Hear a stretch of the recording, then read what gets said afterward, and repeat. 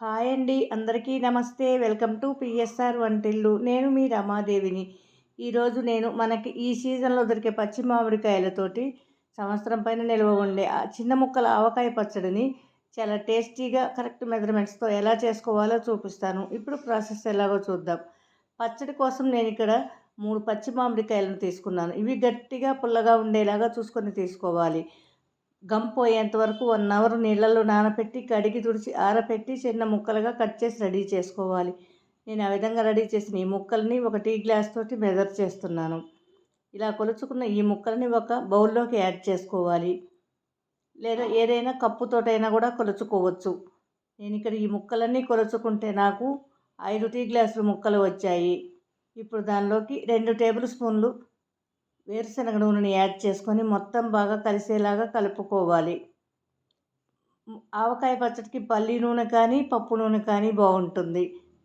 మొత్తం బాగా కలిసింది. దీన్ని ఇలా ఉంచి స్టవ్ పైన ఒక బాణలి ఉంచి స్టవ్ ఆన్ చేసి ఫ్లేమ్ లోకి అడ్జస్ట్ చేసుకొని బాణలి హీట్ ఎక్కగానే ఒక 2 స్పూన్లు మెంతులని యాడ్ చేసుకోవాలి. ఈ మెంతులని కలుపుతూ దోరగా వేగనివ్వాలి. ఈ మెంతులు కొంచెం వేగినవి. ఇప్పుడు దానిలోకి 1 స్పూన్ జీలకర్రని యాడ్ చేసుకోవాలి. మొత్తం కలుపుతూ వేయించుకోవాలి. ఇదంతా వేగింది. ఇప్పుడు దానిలోకి మన ముక్కలు కొలుచుకున్న టీ గ్లాస్ తోటి పావు టీ గ్లాస్ ఆవాలని యాడ్ చేసుకొని ఒక్కసారి కలుపుకొని స్టవ్ ఆపేసి ఇది దించి చల్లారనివ్వాలి. ఆవాలు వేగనవసరం లేదు, ఊరికే వెచ్చపడితే చాలు. ఈ మొత్తం చల్లారిన ఈ మొత్తాన్ని ఒక పొడి మిక్సీ జార్లోకి యాడ్ చేసుకోవాలి. మొత్తం ఫైన్ పౌడర్లా మిక్సీ వేసుకోవాలి. మిక్సీ వేసుకున్న ఈ పొడిని మనం రెడీ చేసుకున్న మామిడికాయ ముక్కల్లోకి యాడ్ చేసుకోవాలి. అదేవిధంగా 1 టీ స్పూన్ పసుపును కూడా యాడ్ చేసుకోవాలి.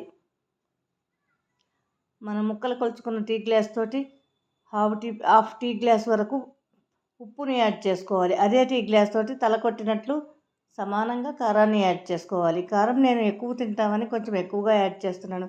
మీరైతే చూసుకొని కావాలంటే కొంచెం తగ్గించుకోవచ్చు. అదేవిధంగా గుప్పెడు వెల్లుల్లి రెమ్మలను పొట్టు ఒలిచి యాడ్ చేసుకోవాలి. ఈ మొత్తం బాగా కలిసేలాగా కలుపుకోవాలి.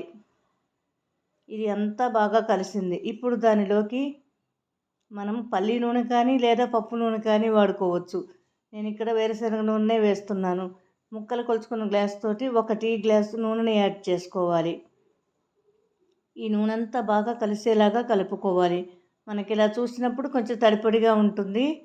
మరుసటి రోజు కల్లా బాగా ఊరుతుంది. నూనె సరిపోతుంది కరెక్ట్గా. అంతా బాగా కలిసింది. ఇప్పుడు దాన్ని అలా ప్రెస్ చేసి దానిపైన మూత ఉంచి ప్రక్క రోజు వరకు ఊరనివ్వాలి. ఈ పచ్చడి 3 రోజులు ఊరనవసరం లేదు, పక్క రోజుకే ఊరుతుంది. మూత తీసి చూశాను. ఇప్పుడు చూడండి ఆయిల్ అంతా ఎలా తేలిందో. ఒక్కసారి మొత్తం బాగా కలుపుకోవాలి.